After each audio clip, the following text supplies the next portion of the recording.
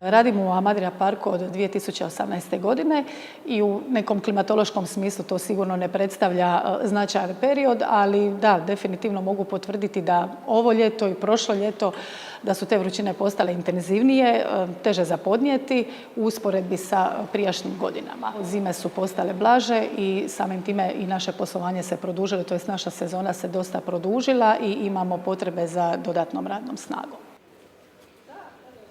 Što se tiče djelatnika koji su najviše pogođeni ovim klimatskim promjenama, pa to su djelatnici koji rade na otvorenom, znači hortikultura, služba za održavanje plaža i bazena, spasioci i zaposlenici kampa.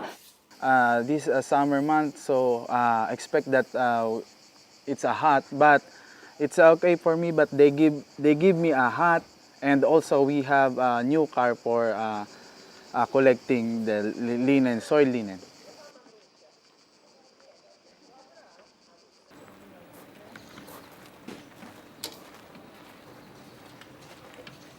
U posljednjih par godina temperature su u porastu i iz tog razloga djelatnice van pansiona počinju raditi od 6 ujutro da bi im se olakšao rad.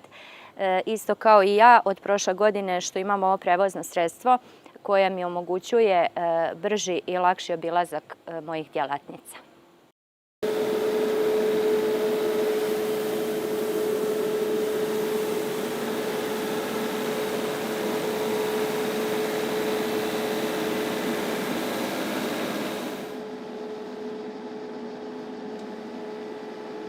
A ono što je baš novost od ove godine, to je da imamo i liječnički tim koji je na raspolaganju. Znači, to je baš tim koji je u našem naselju i oni su na raspolaganju kako našim gostima, tako i djelatnicima.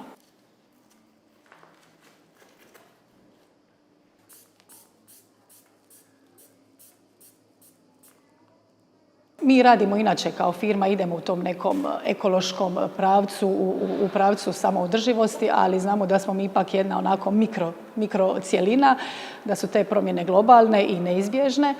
Mi ćemo dalje nastaviti biti proaktivni, slušamo stručnjake i djelujemo u skladu s time. Vjerojatno će biti potrebno nadograđivanje infrastrukture, uvođenje novih tehnologija, tako za to smo sve spremni. Sigurno je da taj period koji dolazi je onako izazovan, ali evo mi na to gledamo kao na neke nove prilike.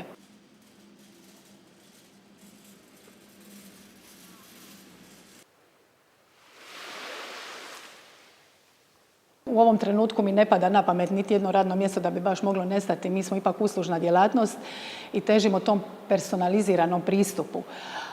Tako da, mislim, možda će se u određenoj mjeri modificirati, ali baš da će potpuno nestati, ne. Ali evo i za to imamo rješenje. Mi imamo dosta internih natječaja, nudimo našim djelatnicima prekvalifikaciju, prelazak na drugo radno mjesto, tako da ćemo se, ako i dođe do toga, mi ćemo se pobrinuti da ti naši djelatnici ipak ostanu u firmi. Svjesni smo da su oni ipak naš najveći resurs.